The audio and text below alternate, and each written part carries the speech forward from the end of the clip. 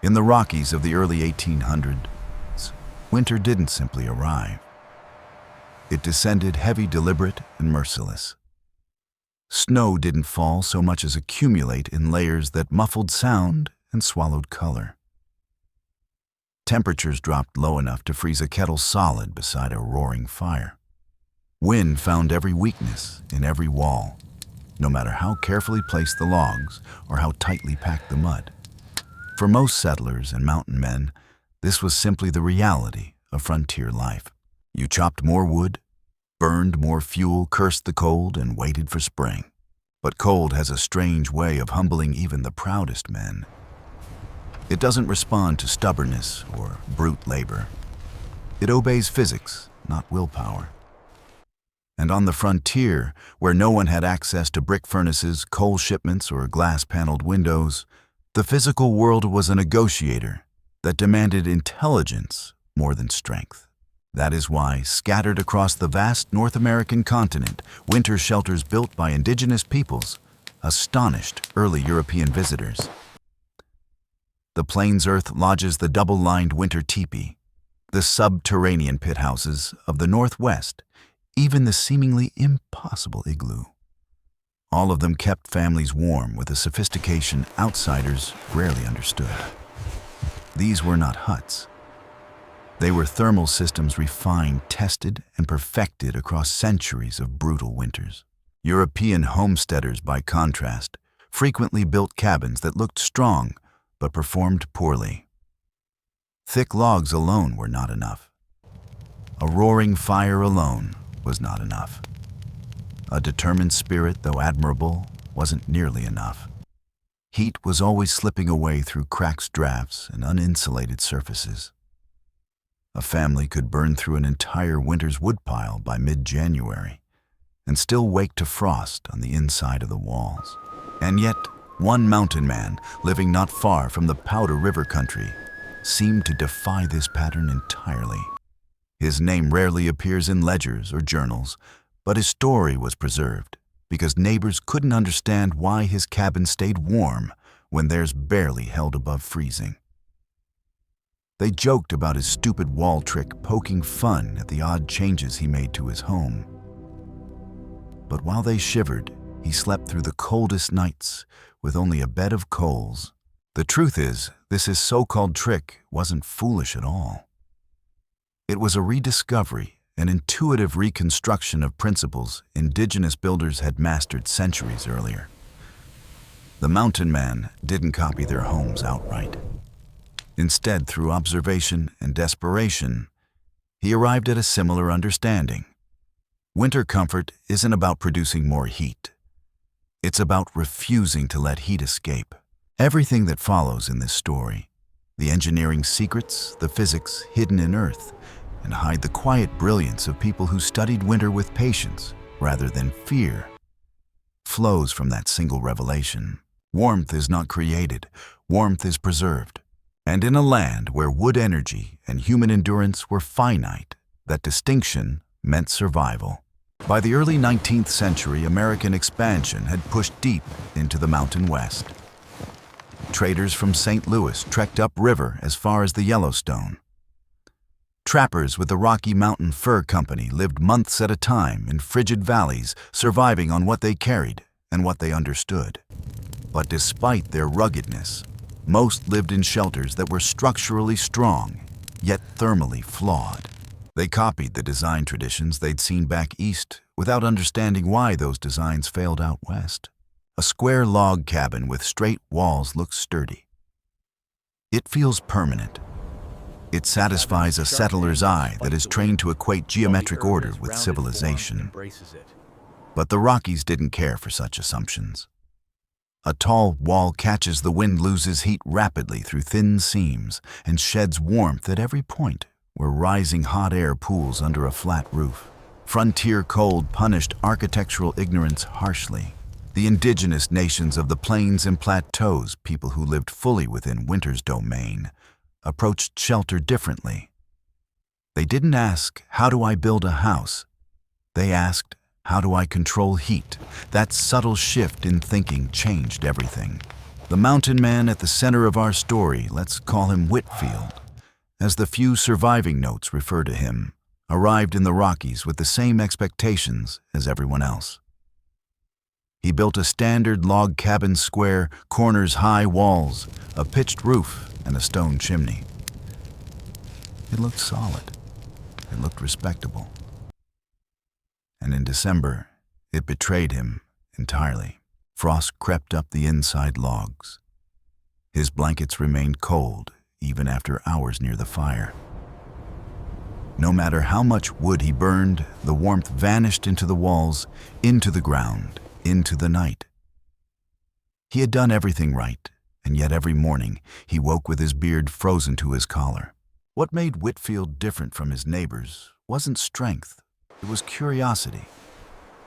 He wasn't content to keep swinging an axe simply because everyone else did. He took to observing the land and its people. He watched Mandan families step out of earth lodges with steam on their breath while he and his companions shivered inside drafty cabins. He noticed how snow buried a lodge and somehow made it warmer. He noticed how smoke escaped cleanly from a small vent, far more effectively than the wide, heat-hungry chimneys used by Europeans.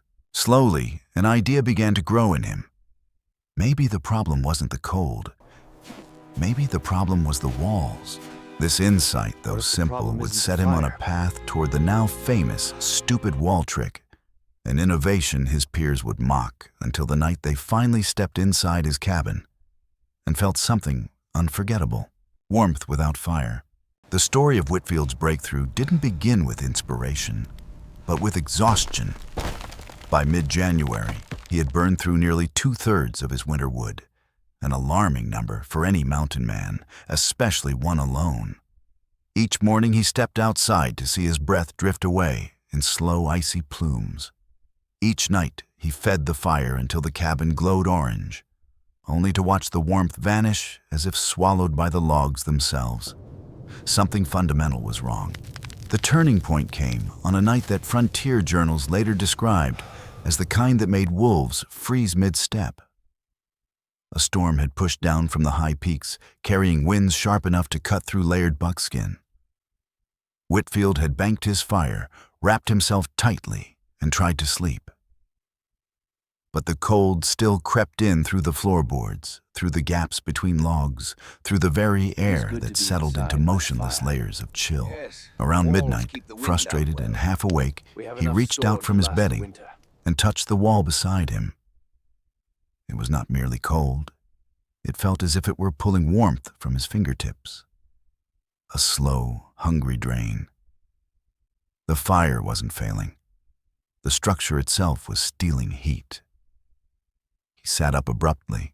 A memory surfaced, one that hadn't seemed important at the time. Weeks earlier, while hauling trade goods along the Missouri, he had visited a Mandan village. He remembered ducking inside an earth lodge to escape the wind. The shock of warmth had stayed with him, though he hadn't understood it then. The walls were warm, actually warm. Not just not cold, but radiating stored heat like a hibernating animal. The Mandan didn't burn more wood than he did. Their fires were small, their fuel stores modest, and yet their shelters held heat long after the flames dimmed. Meanwhile, Whitfield's cabin, with its tall profile, exposed corners, and thin, insulating layer, bled energy like a cracked pot leaks water. That night, sitting awake as wind screamed outside his thin wall of logs, Whitfield began to understand. Something only experience could teach. Heat is not created by fire. Heat is managed by structure. The earth lodges he'd visited were built into shallow pits, wrapped in layers of willow grass, and most importantly, dense sod. These weren't simply walls, they were thermal batteries. The warmth from a flame soaked into the mass lingered, then seeped back into the living space long after the fire died. His cabin, in contrast, was all surface and no mass.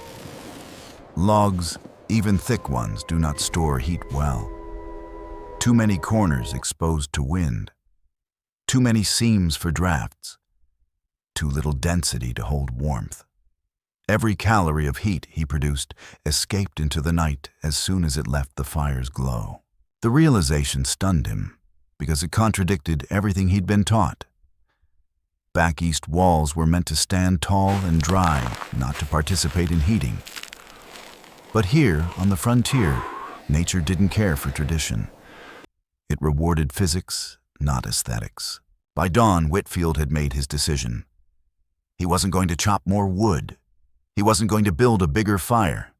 He wasn't going to surrender to the cold or hope spring came early. He was going to rebuild the walls themselves, not with new logs. He didn't have the time or tools for that, but with something he'd seen in every successful indigenous winter structure: a thick, insulating skin. A layer of earth that turned the wall into a reservoir of heat. He didn't yet know what the end result would be. He didn't know that his neighbors would mock him. He certainly didn't know that this experiment would become frontier legend. All he knew was that his cabin didn't need more fire. It needed to stop letting go of the fire it already had. Whitfield began his experiment the very next morning. Maybe the problem isn't the cold. The storm outside had finally calmed, leaving behind a hard crust of snow and the brittle quiet that only follows a night of violent wind. His cabin creaked in the aftermath, as if settling into its cold-soaked bones. But Whitfield felt strangely energized. For the first time all winter, he had a direction, an idea rooted not in guesswork, but in observation. He walked a slow circle around his cabin, studying the walls the way a blacksmith studies flawed steel. He saw the problems clearly: now exposed log surfaces radiating precious heat, outward sharp corners that invited wind to eat away warmth, and a roof that collected frost like a cold sink. The structure looked solid, but it behaved like a sieve. Heat escaped faster than he could create it. What he needed was mass, thick, dense material that could absorb and store warmth the same way an earth lodge did. The Mandan used cut sod layered thick over a woven frame. Plains teepees relied on hides and dead air gaps. Inuit builders used snow itself, compacted into blocks that trapped warmth inside thousands of tiny chambers of still air. All these methods had one principle in common. The wall wasn't just a barrier, it was part of the heating system. Whitfield walked the riverbank until he found what he needed: blocks of half-frozen sod. Heavy, dense, thick with roots. Not ideal for farming, but perfect for insulation. Using his hatchet and a dull trade knife, he carved out strips roughly the size of a saddlebag. By midday, he had the dozens piled beside the cabin. His neighbors would later describe what happened next as foolish or strange, hence the nickname "stupid wall trick." They weren't wrong to think it unusual. No settler in the Rockies had ever attempted what he was about to do. Whitfield started packing sod directly against the outer cabin walls. He pressed each block tightly into the gaps, stacking them upward like bricks. The first layer was clumsy. The second looked worse. But by the time he reached shoulder height, something remarkable began to happen, and the sod clung to itself. Roots intertwined. Moisture in the soil froze just enough to lock the blocks into a single cohesive layer. He wasn't merely covering the logs. He was transforming the cabin into a hybrid structure, a log frame wrapped in a dense thermal shell. A sod-skinned cabin. It took 2 days to finish the first wall, another 2 to finish the second. He worked until his gloves were stiff and his boots soaked through. But each night he felt the difference. The cabin held heat a little longer. The fire didn't have to roar to make an impact. Warmth began to linger in the air long after he banked the coals. By the end of the week, the entire cabin was encased in a thick shell of earth, nearly a foot in some places. It changed the appearance dramatically. What had once been a proud, squared-off frontier house now looked like a strange cross between a settler cabin and an earth lodge. The neighbors jokingly called it the molehill and laughed that Whitfield had lost his mind. He didn't mind the jokes. What mattered was the physics. When he touched the inside walls after a long burn, they were no longer icy sponges pulling heat away. They were warm to the touch, live, storing heat like a hearthstone. The cabin didn't just stay warmer, it changed behavior. Instead of temperatures dropping immediately when the fire dimmed, the room cooled gradually, predictably steadily, like a well-built Indigenous lodge. Whitfield had solved half the problem, but another issue still lingered, the same issue that had plagued winter shelters for thousands of years: smoke, and the battle between ventilation and heat loss. His biggest breakthrough was still ahead. For all the improvement Whitfield's sod shell brought, the cabin still had one miserable flaw: smoke. His chimney, built the traditional settler way, drafted well only when the fire burned hot. But hot fires meant fast wood consumption, and the whole point of his experiment was to rely less on brute firepower and more on intelligent heat retention. Whenever he reduced the flames to a low fuel-saving burn, smoke drifted sideways, hung in the air, and settled into an acrid haze that stung his eyes and clung to his clothes. Inside an earth lodge, he remembered the air had been surprisingly clear. There was smoke, yes, but it moved upward in a steady ribbon, exiting through a carefully sized vent at the dome's peak. The Indigenous builders used something that frontier settlers rarely did: a dynamic vent, not a fixed chimney. It could be throttled, narrowed, widened, adjusted in response to wind. The system breathed like a living thing. Whitfield sat beside his fire one evening, watching smoke pool under the rafters, and realized something deceptively simple. His cabin didn't breathe. The chimney pulled air straight upward in a narrow column, but the rest of the room stagnated. Heat rose, smoke followed it, and both escaped too quickly. Worse yet, the large chimney throat acted like a siphon, drawing warm air out at a speed that defeated his new insulated walls. Heat retention wasn't just about trapping warmth inside.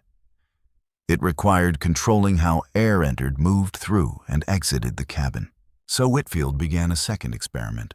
The next day, he climbed onto the roof and did something that made his neighbors shake their heads again. He partially blocked his own chimney. Not fully, just enough to narrow the throat. Then, using a buffalo hide scrap and a split willow frame, he constructed a crude chimney cap, mimicking the bullboat-style smoke shields he had seen over Mandan Lodge vents. When he lit a small, steady fire, the effect was immediate. Smoke still rose, but instead of racing upward and out, it gathered briefly, warmed, and rose smoothly like steam from a kettle. The cabin warmed faster and stayed warm longer. The smaller opening reduced heat loss dramatically without choking the fire. But Whitfield noticed something else, something crucial. The air at floor level remained cold. Bitter cold. He tested it with his bare hand. The difference between air near the ground and air near the rafters was astonishing, nearly 20 degrees by his estimation. Inside a cabin with tall walls, the heat simply collected overhead, forming a useless hot ceiling while the living space stayed cold. He recalled how families in earth lodges slept on raised platforms, not on the floor. How in teepees occupants clustered low, but never directly on the cold ground. How pit houses used the very earth itself to moderate temperature. Indigenous shelter systems were all different, yet they all respected the same truth. Cold air sinks and warm air must be protected from drifting away. Whitfield hauled timbers from a nearby cottonwood stand and built a raised sleeping platform along the warmest wall. Not a full loft, just a bed-height frame packed with moss reeds and robes. When he slept there that night, the difference stunned him. The air was warmer not by a small amount, but by a life-changing margin. He felt as though he had stepped into a different climate entirely. For the first time since arriving in the Rockies, he slept through the night without waking shivering. And the temperature inside the cabin, as he would later tell a passing trader with no small pride, it stays near thaw even when the water bucket freezes solid outside. His neighbors still mocked him. But winter was beginning to take him seriously.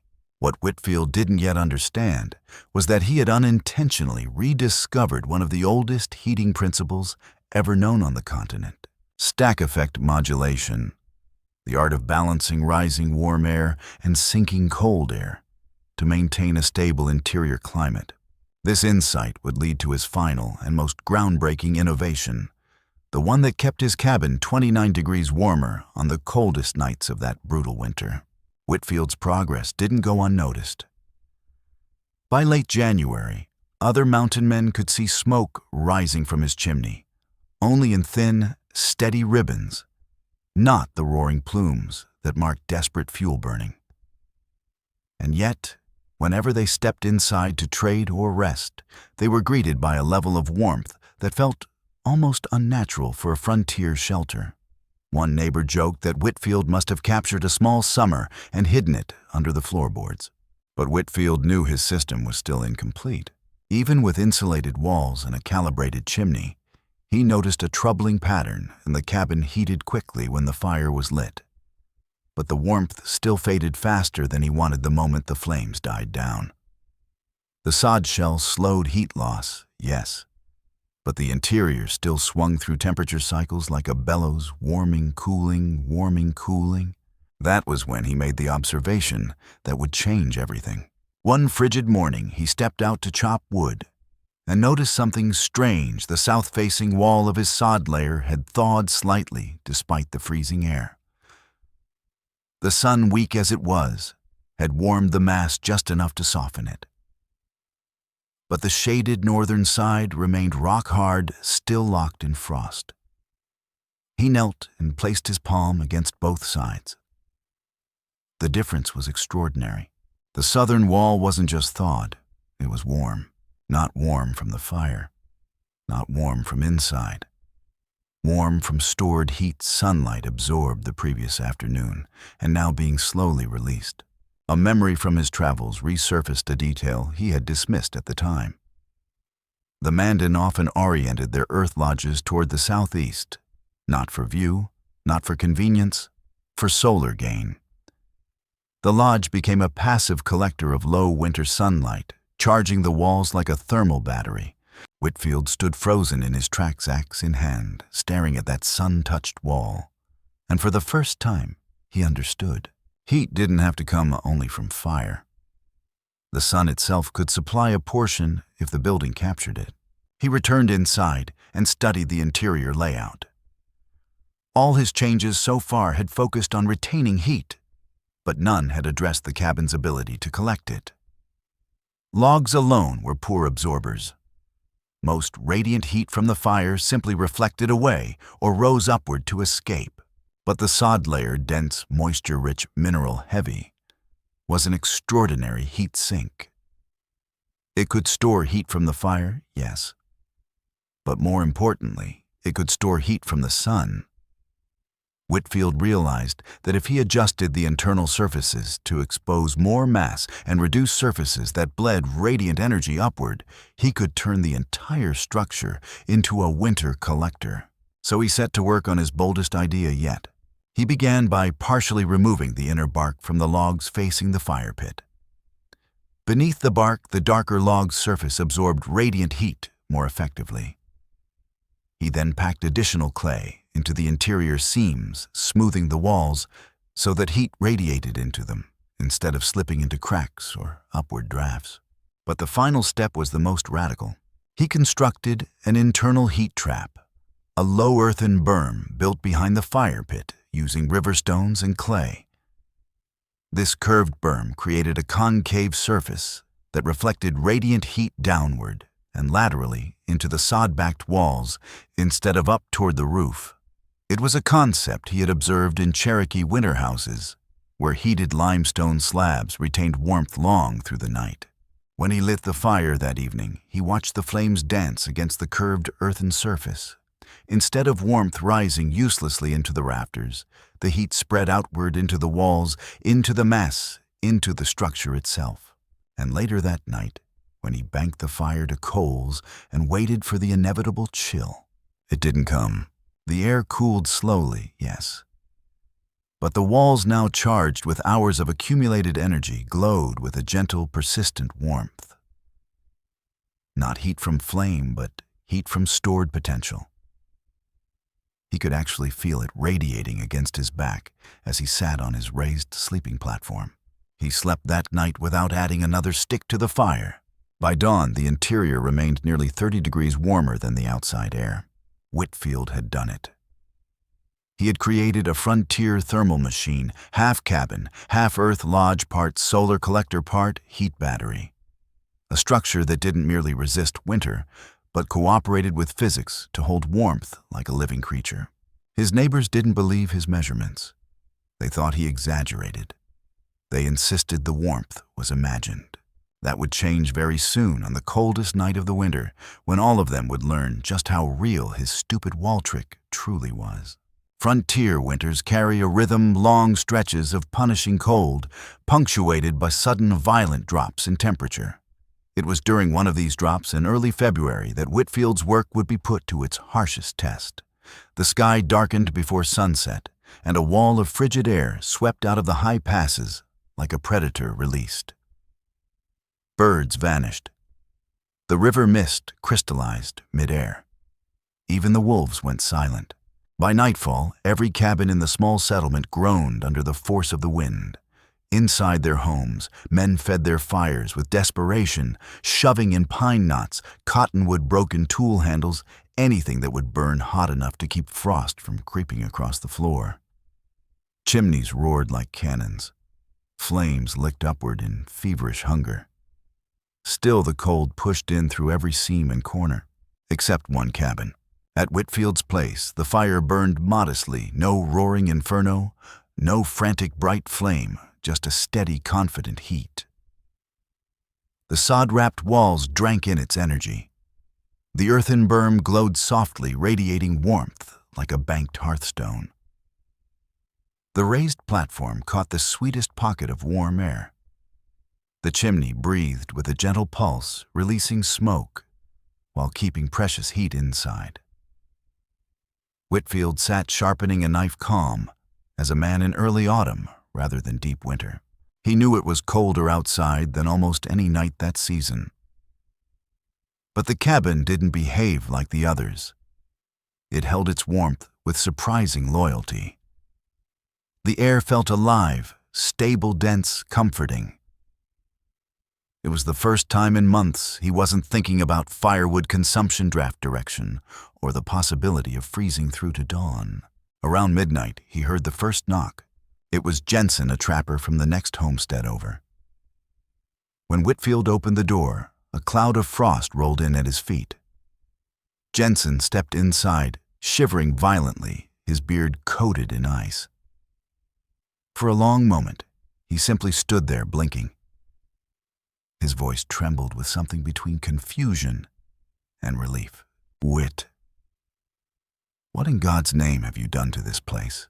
Before Whitfield could answer, two more neighbors arrived, drawn by curiosity, desperation, or perhaps the small, steady plume of smoke rising from Whitfield's chimney, while theirs belched steam like locomotives. One man had wrapped his hands in wool and still looked frostbitten. Another held a child swaddled in every blanket they owned. As they crowded inside, the shock on their faces was unmistakable.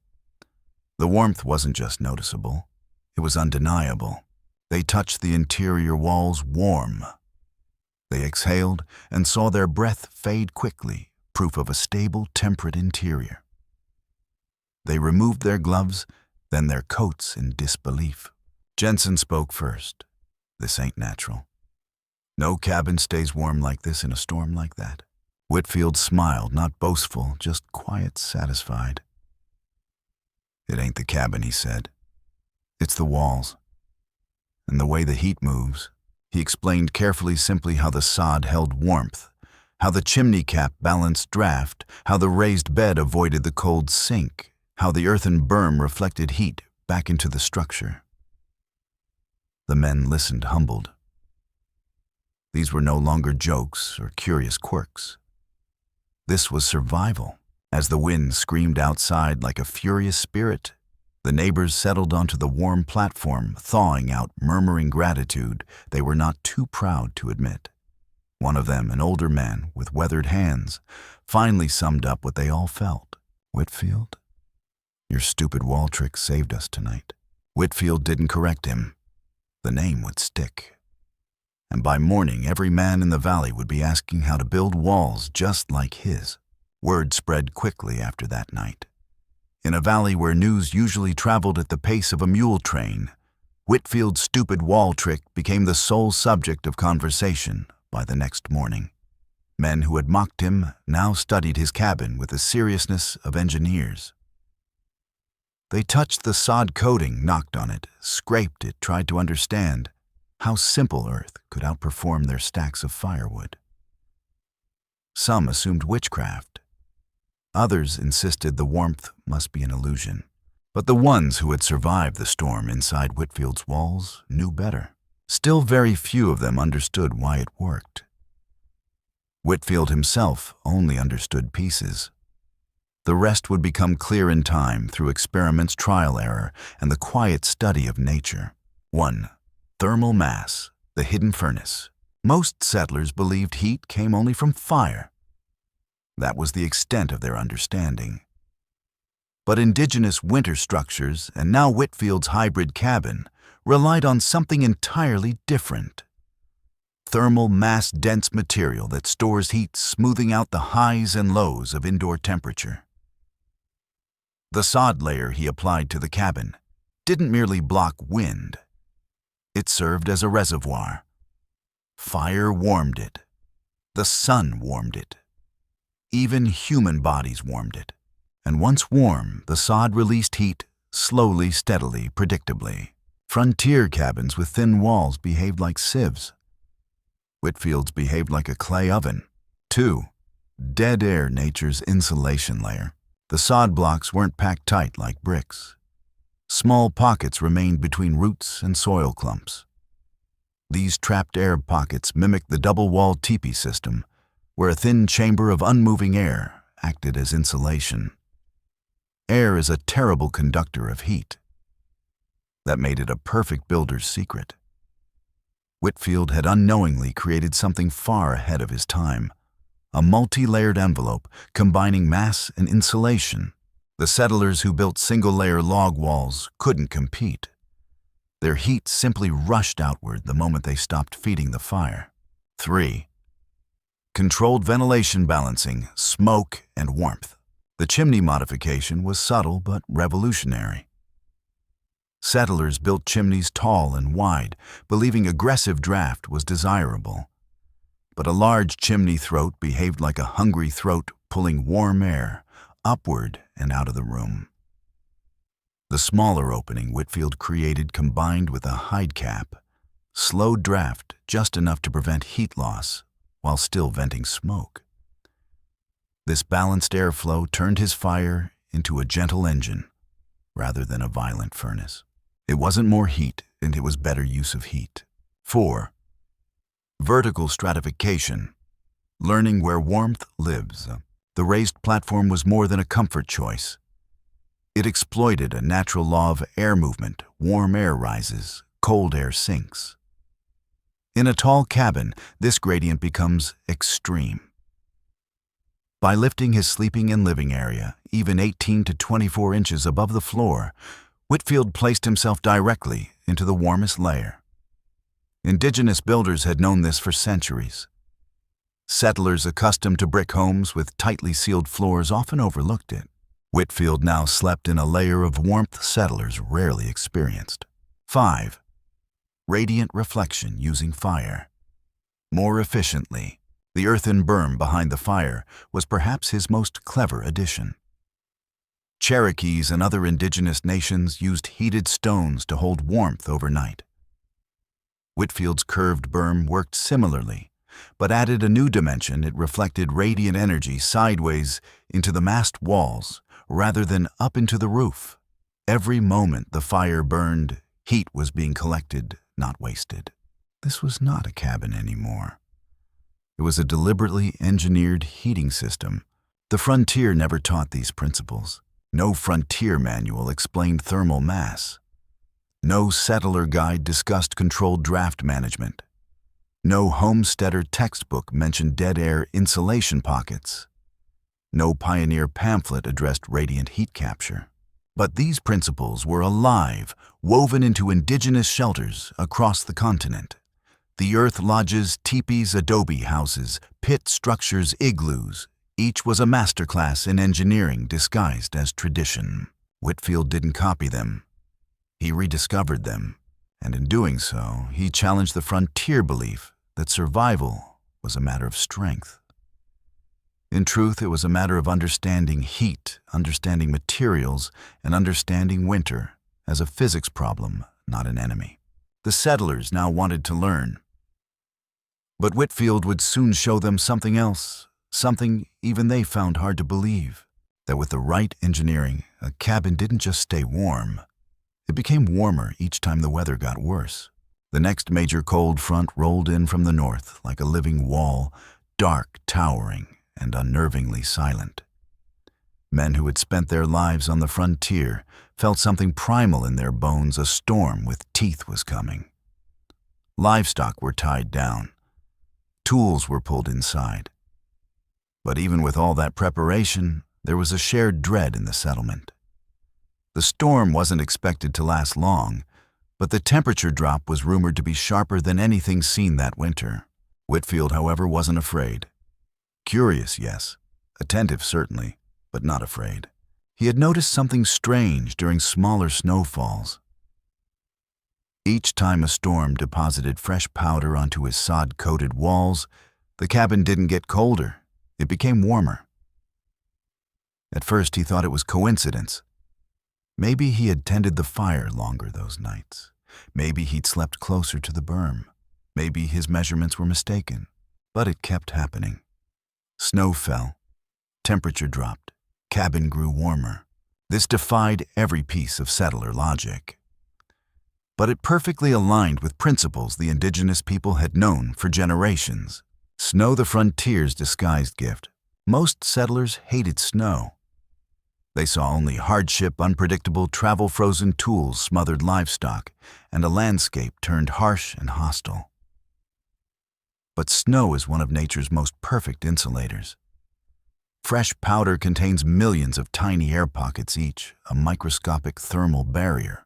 An entire blanket of snow wrapped around a structure acts as a natural insulation layer. The Mandan and Hidatsa counted on this when building earth lodges. Igloos depended on it entirely. Whitfield, unknowingly, had recreated the effect. When the first flurries hit the settlement, the neighbors hunkered down and fed their stoves, like men trying to appease a fire god. But Whitfield listened to the gentle hush of snow collecting on his sod walls and felt the interior temperature shift not downward, but upward. He placed his palm against the wall. Warm. Warmer than earlier. The snow was thickening, and the insulation slowing heat loss even further. The sod alone had significantly reduced thermal conductivity. With snow added on top, it became a multi-layered composite soil roots, dead air pockets now capped by crystalline insulation. Whitfield smiled.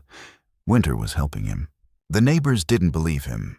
When he stepped outside, briefly bundled in furs, he saw lights flickering violently in distant cabins, fires burning too hot too fast. He heard a neighbor's axe striking wood over and over, the frantic rhythm of someone realizing they were running low. The wind howled across the valley, cutting through the logs of every poorly insulated home. One man shouted through the storm, "Whitfield, how's your fire holding?" He shouted back, "Haven't touched it in an hour." The neighbor cursed half disbelief, half jealousy, and disappeared back indoors. By midnight, with the storm at full strength, several families fled their own cabins, half frozen, and gathered outside Whitfield's door. He pulled them inside quickly, brushing snow off their shoulders.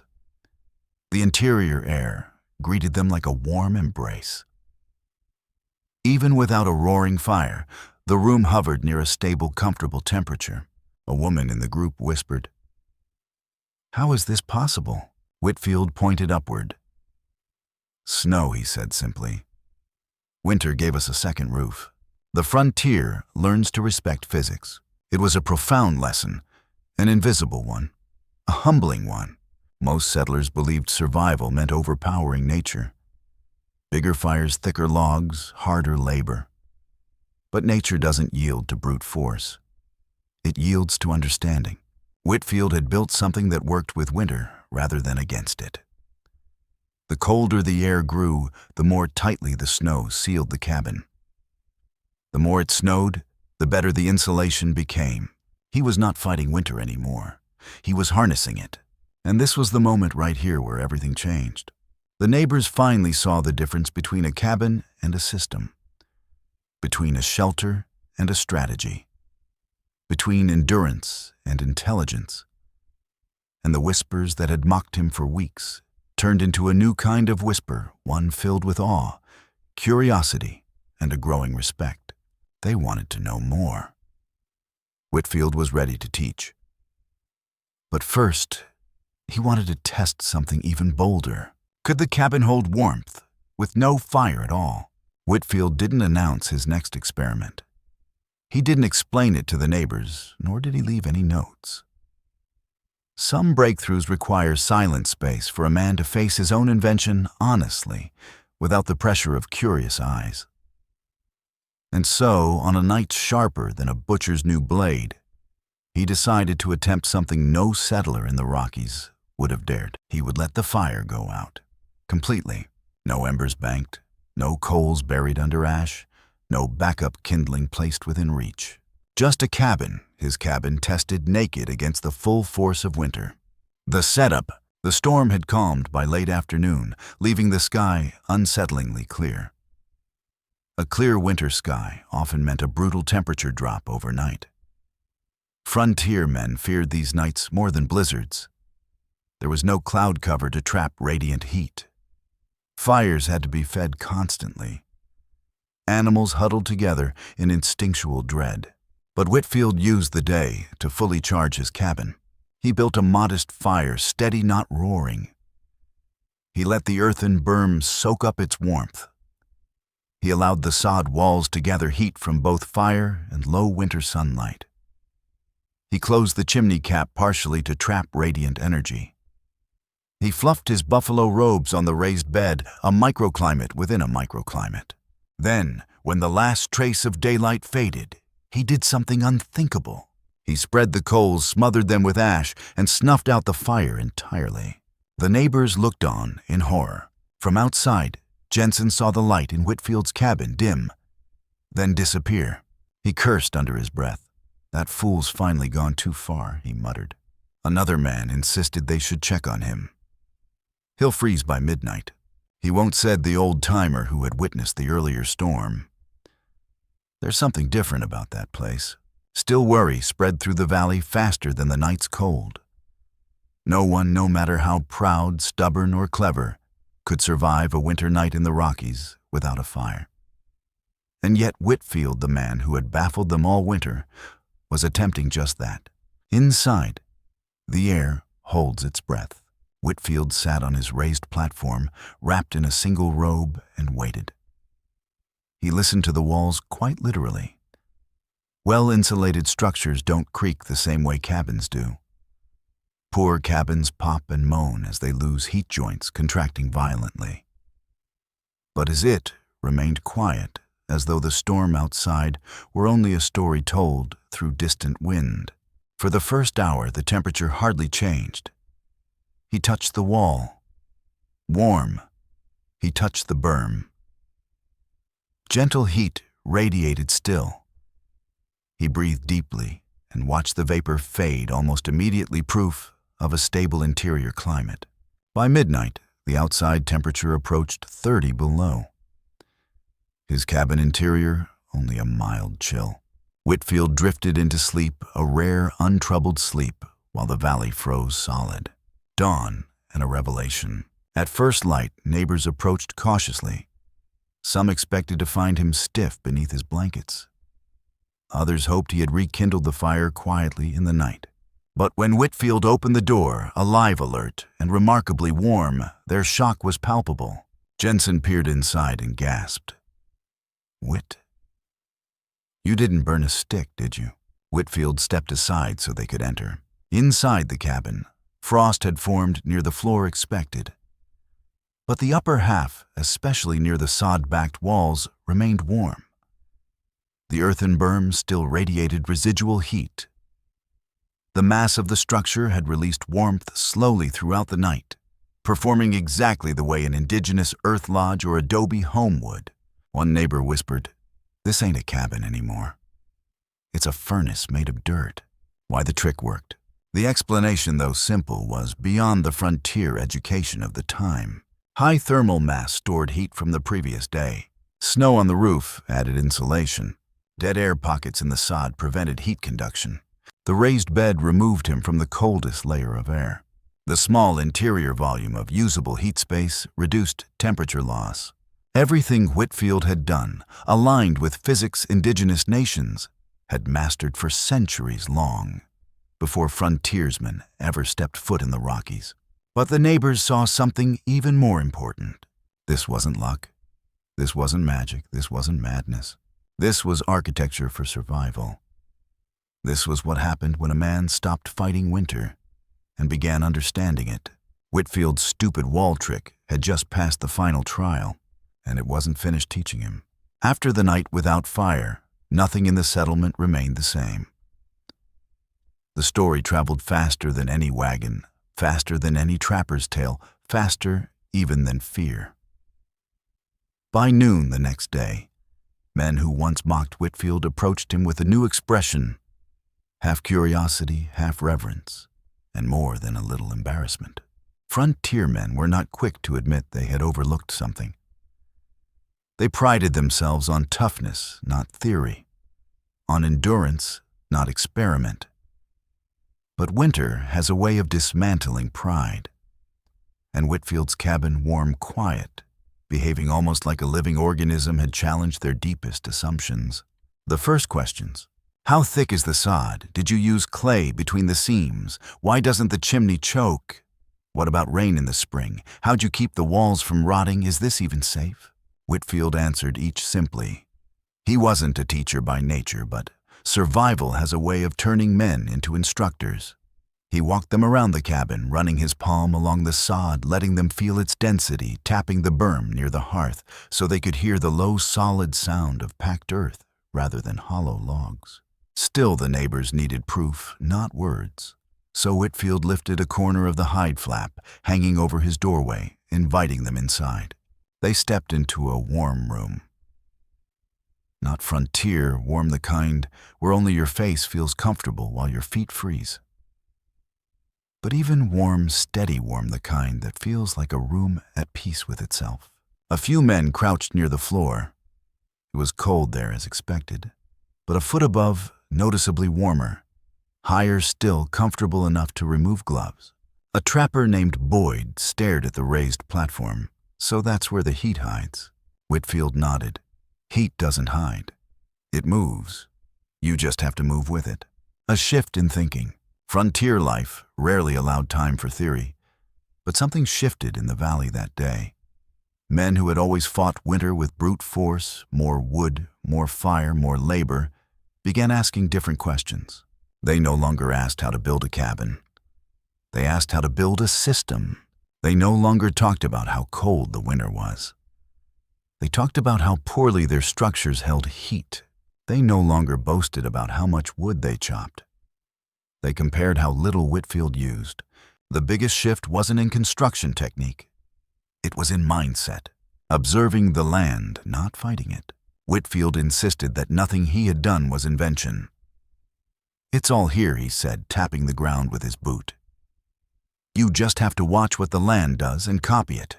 He explained how snow insulates because it traps air, how earth stores heat because of density, how hides and grasses slow drafts better than pine boards, how the sun, even weak in winter, contributes more warmth than men realize when walls are designed to capture it. He spoke of the Mandan lodges, the Hidatsa shelters, the adobe structures of the Southwest, the coastal pit houses of the Northwest, each adapted perfectly to its climate, each capable of holding warmth far better than the tall, Eastern-style cabins settlers insisted on building. Some men resisted, "But we're not Indians," they said. To which Whitfield replied, "No, but cold don't care who you are. It only cares whether you understand it." It was the kind of statement only a frontier winter could teach, a truth hammered into a man by wind ice and countless nights tending a reluctant fire. Replication begins. By late afternoon, 2 men had started cutting sod. Another tore apart a corner of his cabin to add a berm. A third climbed onto his roof to inspect his chimney and asked Whitfield to show him how to narrow the throat without choking the draft. Children watched in awe as their fathers, usually stubborn as mules, took instruction with genuine humility. Women who traditionally bore the brunt of winter's suffering through cold floors and drafty walls watched with relief at the thought that their homes might soon be more livable. One family with a newborn asked Whitfield if they could replicate his raised platform that very night. He helped them lay buffalo robes and moss padding above 2 sawhorses, creating an improvised warm layer that saved the family from another brutally cold evening. The transformation spreading across the valley was not merely technical. It was cultural. And it carried a quiet message that echoed wisdom millennia old. Survival favors those who listen to the land, not those who shout at it. A new reputation. Whitfield never sought praise, never asked for recognition, but frontier men talk and talk travels. By the end of the week, traders heading toward Fort Union carried the story. There's a man up near the Powder River who built a cabin that don't lose heat. Says he learned it from the land itself. Within months, trappers in distant valleys heard of the technique. Some dismissed it. Some tried and failed. But others, those willing to think differently, found their winters transformed. Whitfield's system was no longer a curiosity. It was becoming frontier knowledge, and it was about to evolve further because Whitfield wasn't done learning yet. Spring didn't come gently to the Rockies. It arrived in fits warm sunlight one day, sleet and mud the next. Snow retreated from the valley floor, but clung stubbornly to the tree line. Streams swelled with meltwater. The world smelled of thawing earth and wet bark. Most settlers greeted spring with relief, eager to forget the misery of winter. But Whitfield welcomed it with something else entirely: curiosity. Winter had proven what his system could do. Spring would reveal why it worked and how to refine it further. The sod skin lives again. As temperatures rose, the sod coating began to soften. Where the snow had melted first, grass tips peeked through. Roots, frozen dormant since autumn, stirred awake. Whitfield noticed something extraordinary. The sod layer didn't decay or fall apart. It grew tighter. Roots intertwined more firmly as moisture softened the mass. What settlers feared that soil walls would rot or crumble never happened. The living root-bound structure behaved like a single resilient shell. Indigenous earth lodges functioned this way for centuries. Whitfield had unintentionally built a similar breathing adaptive barrier. The interior walls told a story. Inside the cabin, soot marks trailed upward in faint, narrow ribbons along the chimney's interior. They showed precisely how the smoke had moved, where the draft had been strongest, and where heat had gathered. Rather than guess, Whitfield read the soot like a map. It revealed that his chimney cap adjustment had prevented both heat loss and backdraft. It showed where warm air consistently pooled. It showed why the raised platform had been so effective. Other settlers inspected their own chimneys and found wild, chaotic soot patterns, evidence of turbulent drafts that had stolen warmth all winter. The contrast was undeniable. The roof surprised him most. Climbing onto the roof, Whitfield expected to find damage. A winter of snow load would weaken any structure. But instead, he found the sod and snow had distributed weight evenly, reducing stress on the logs. Snowmelt seeped through only in predictable channels, and the underlying grass layer prevented erosion. Where other roofs sagged, his held firm. Where other chimneys cracked, his remained solid. Where other cabins needed repair, his seemed improved by winter. Whitfield chuckled to himself. The cold did more carpenter's work than I could have done alone. The neighbors learn again. As spring chores began repairing fences, clearing storm debris, digging new root cellars, men from the valley stopped by Whitfield's cabin, not with fear or desperation this time, but with respect. Boyd, the trapper who had doubted him most loudly, examined the sod layer and shook his head. "So winter packed it tight for you?" "Winter's good at that sort of thing," Whitfield replied. "Snow does the tamping. Wind does the smoothing." Another man knelt at the base of the wall. "This thing breathes. Warm in winter, cool in spring." "Not magic," Whitfield said quietly. "Just mass air and patience." The men traded glances. They saw it now, truly saw it. Their own cabins, built with straight, proud lines from the east, ignored the principles of the land. Whitfield's strange, rounded, sod-wrapped structure wasn't a compromise. It was a translation frontier needs expressed in the language of Indigenous engineering. What Whitfield learned from the thaw. Spring revealed 4 crucial truths. Mass stores heat, but also moderates temperature year-round. His cabin stayed cooler during early warm spells, proving the system worked in both extremes. The sod shell self-healed with moisture. Rain tightened the material rather than weakening it. The interior draft patterns left visible evidence. Every winter airflow could be studied and refined for next year. The structure wasn't temporary. It wasn't a winter stunt, it was a long-term living system. Whitfield spent the next weeks refining the design. He added a second interior berm to reflect heat from different angles. He adjusted the chimney cap to allow tunable airflow. He strengthened the raised platform and shaped it to follow the warmest contour in the room. And as he worked, others observed closely, not mocking, but learning. The valley was changing, not by force or decree, but by curiosity, humility, and the shared understanding that winter would come again. And next time they wanted to meet it prepared. What Whitfield didn't yet know. His design was about to travel far beyond this valley, carried by traders, adopted by trappers, refined by homesteaders, and eventually remembered not as an oddity, but as a missing piece of frontier knowledge long overshadowed by European building habits. The Rockies had always rewarded those who listened. Now the listening had begun. By early summer, the settlement had transformed in ways no one expected. What began as a single man's odd experiment now influenced nearly every household. Sod piles lay stacked behind cabins. Chimney throats were narrowed with careful stonework. Raised sleeping platforms appeared in homes that had once been nothing more than wide floors with drafty corners. The valley itself became a living workshop, an open-air classroom where nature served as the instructor and Whitfield as the reluctant tutor. A frontier without manuals.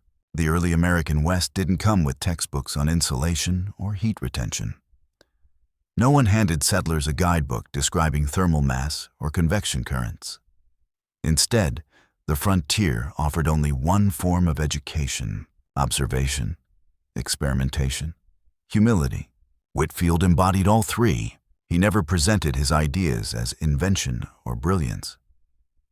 He simply shared what he had learned from trial error and the quiet genius embedded in Indigenous engineering across the continent. He reminded the men that the land had its own vocabulary, and if they wanted to survive, they had to learn to read it.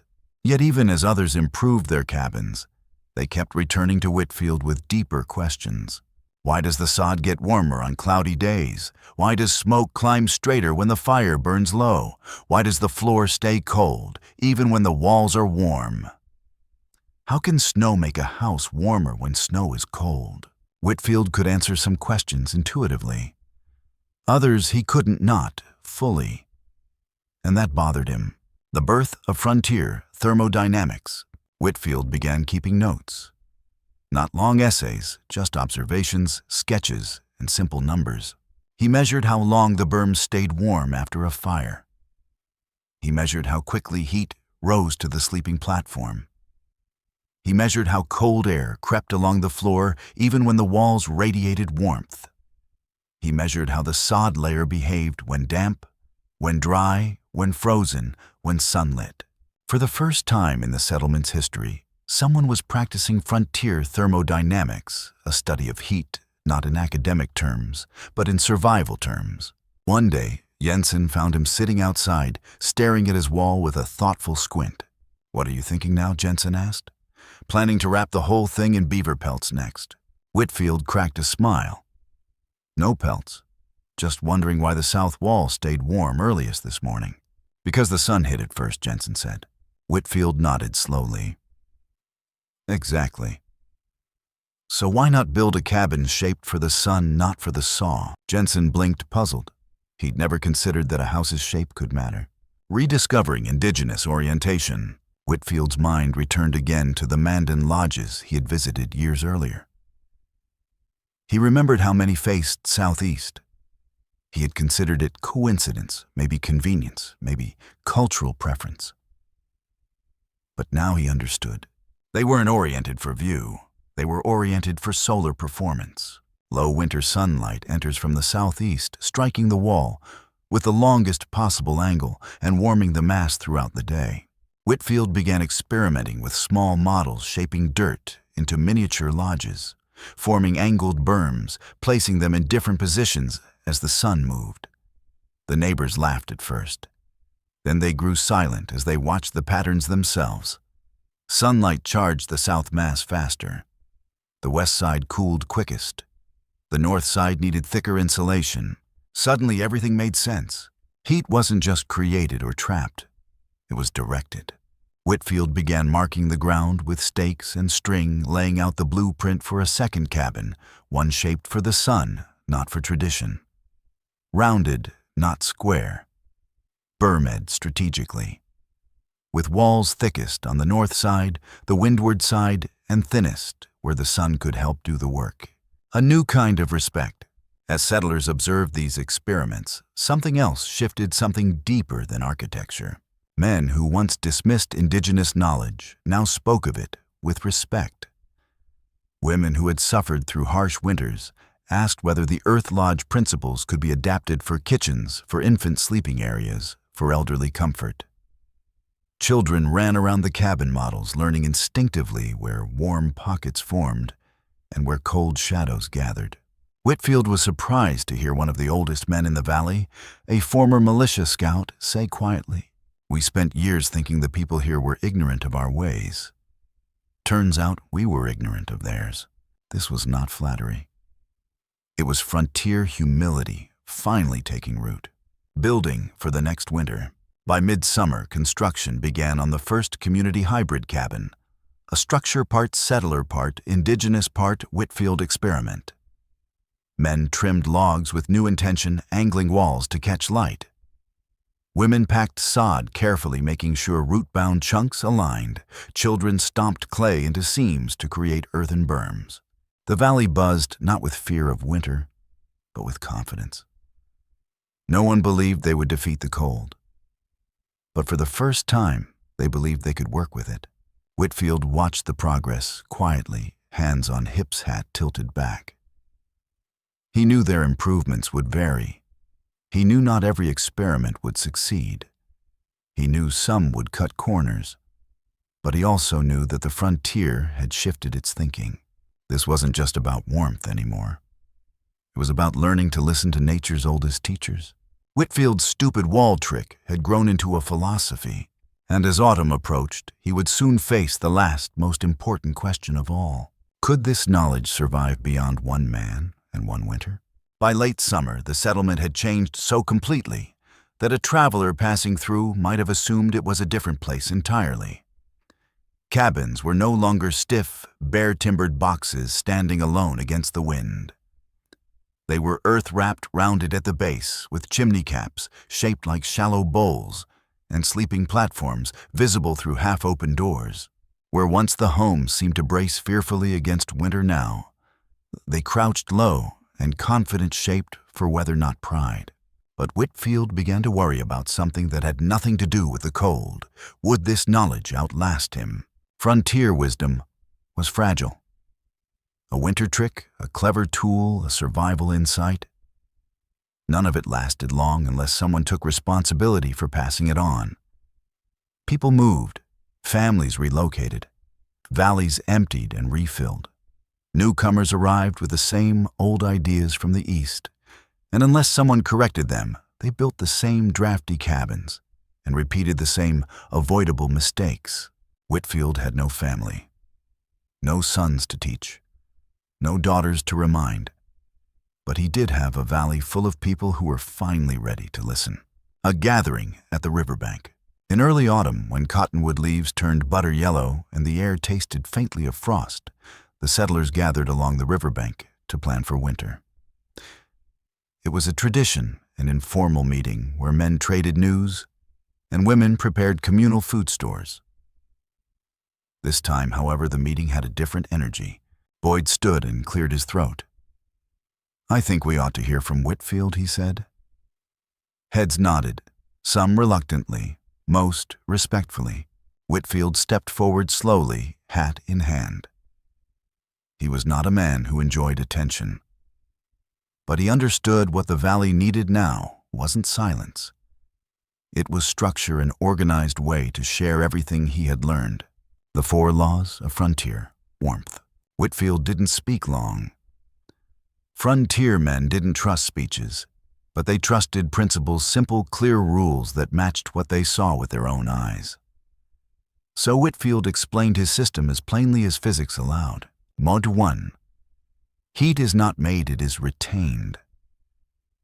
That is why cabins with thick walls and heavy mass outperform those with tall, thin walls. 2.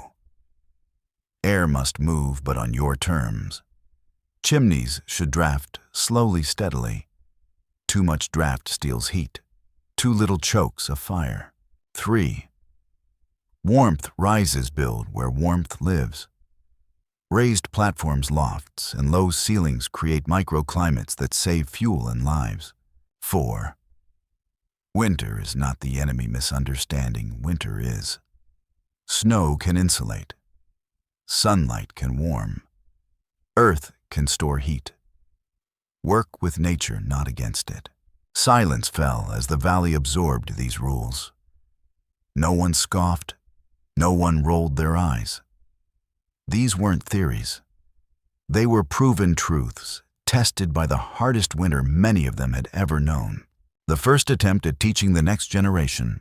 Children ran up afterward, tugging at Whitfield's coat, peppering him with questions. "Can you show us how to stack the sod? Why does the berm glow red after a fire? Can a cabin be too warm?" Their curiosity gave Whitfield hope. He knelt beside them, scratching diagrams in the dirt. Small domes arrows showing airflow shaded areas, representing where warmth liked to hide. The children leaned close, watching the crude drawings with fascination. It struck him then. This was how Indigenous engineers taught their children. Not through books, but through demonstration. Not through theory, but through practice. Not through ego, but through relationship with earth, with fire, with climate. Carrying the knowledge beyond the valley. Over the next weeks, traders stopped by and asked to see the warm cabin. Whitfield walked them through the principles, the same way he'd walked through the cabin itself, slow, deliberate, careful not to make it seem like a trick or a gimmick. Just applied knowledge. The traders carried the story with them up the Missouri, across the Yellowstone, down into the Wind River country. By winter, men who had never met Whitfield were copying the sod layers, reshaping chimneys, and raising sleeping platforms. This was how frontier knowledge spread quietly, respectfully, iteratively. Not all cabins turned out like Whitfield's. Some failed. Some improved on his design. Some blended his ideas with local materials he had never used, rock adobe driftwood, even woven willow matting. But every successful copy had one thing in common. They treated winter as a science, not a storm. The lesson Whitfield didn't expect to teach. Whitfield thought he was teaching warmth. But what he truly taught was humility. the kind that allows a man to admit, we don't know everything. Others before us knew more. He often reminded his neighbors, most of what I did the people here already knew. I just happened to notice. The valley nodded with a kind of reverence, because they understood what he meant. Whitfield had not invented warmth. He had honored it by listening to the land, by respecting indigenous wisdom, by refusing to let pride stand between him and survival. That was how knowledge became legacy. Not through ownership, but through sharing. And Winter, patient and unchanging, waited to see whether the valley would use that legacy wisely when the cold returned. By the time the first frost returned to the valley, Whitfield's experiment was no longer an experiment. It had become a philosophy, a building tradition, and though the men would never admit it aloud, a source of reassurance. For the first time since they had claimed this rugged patch of frontier, families approached winter not with dread, but with a quiet confidence born of understanding. The new season arrived early. A pale sun skimmed the mountain ridges, casting long blue shadows across the valley floor. The wind returned with its familiar teeth. Yet instead of the frantic splitting of wood and the old scramble for fuel, the settlement moved deliberately, almost calmly. Cabins were already fortified. Sod walls had settled and tightened over the summer. Chimney caps had been carved, fitted, and tested. Earthen berms curved gracefully behind hearths like sleeping animals waiting to wake. A handful of newcomers fresh from the east and unaware of the previous winter's hardships were puzzled by the odd architecture. Why do your cabins look half-buried? Why all this mud on the walls? What happened to building tall and proud? The valley folk just smiled. You'll understand when the wind comes. The first test of the new winter. When the cold finally swept through, it did so without mercy, a sudden temperature plunge that cracked water buckets and stunned livestock. But this time, the valley didn't flinch. One by one, families lit their fires, not roaring, panicked infernos, but small, thoughtful flames designed to charge the mass of their cabins. Inside each home, something remarkable happened. The sod skins drank up the heat. The earthen berms glowed. The curved corners held warmth like cupped hands. The raised platforms floated above the cold sink at the floor. Some homes stayed warm for hours, with nothing more than a handful of glowing coals. Others discovered their walls radiated heat well after midnight. Women reported that cooking was easier because the air didn't swing from freezing to sweltering. Children slept deeper, no longer waking with cold, numbed fingers. Elders who once suffered painfully through winters now dozed comfortably beside walls that pulsed with gentle residual heat. The valley had changed. Winter had changed. Life itself had changed. And Whitfield. He stood quietly at his door on the coldest night of the season, watching thin tendrils of smoke rise from chimneys across the valley, each one steady, calm, confident. A sight that 6 months earlier would have seemed impossible. The frontier learns to build with not against winter. It wasn't long before visitors from distant outposts rode in to see the warm valley. They inspected the cabins, shook their heads at the unusual designs, and listened with stunned fascination as families described living through nights without constant fire. Some asked if the valley used more wood than usual.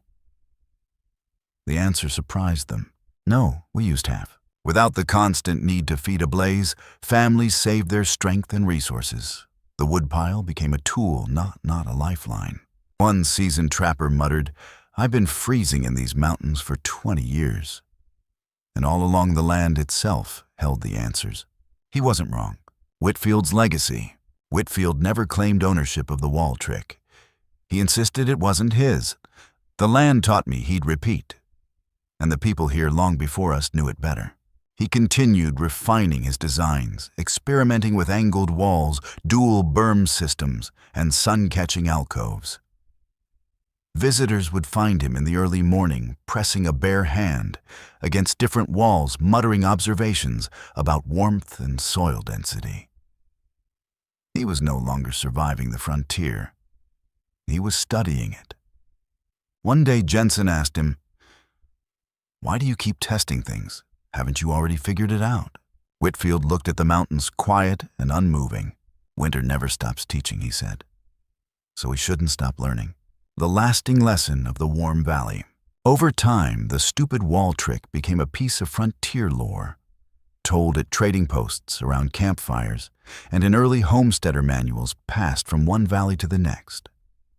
It traveled far beyond its birthplace, shaping cabins across Wyoming, Montana, the Dakotas, and the northern plains.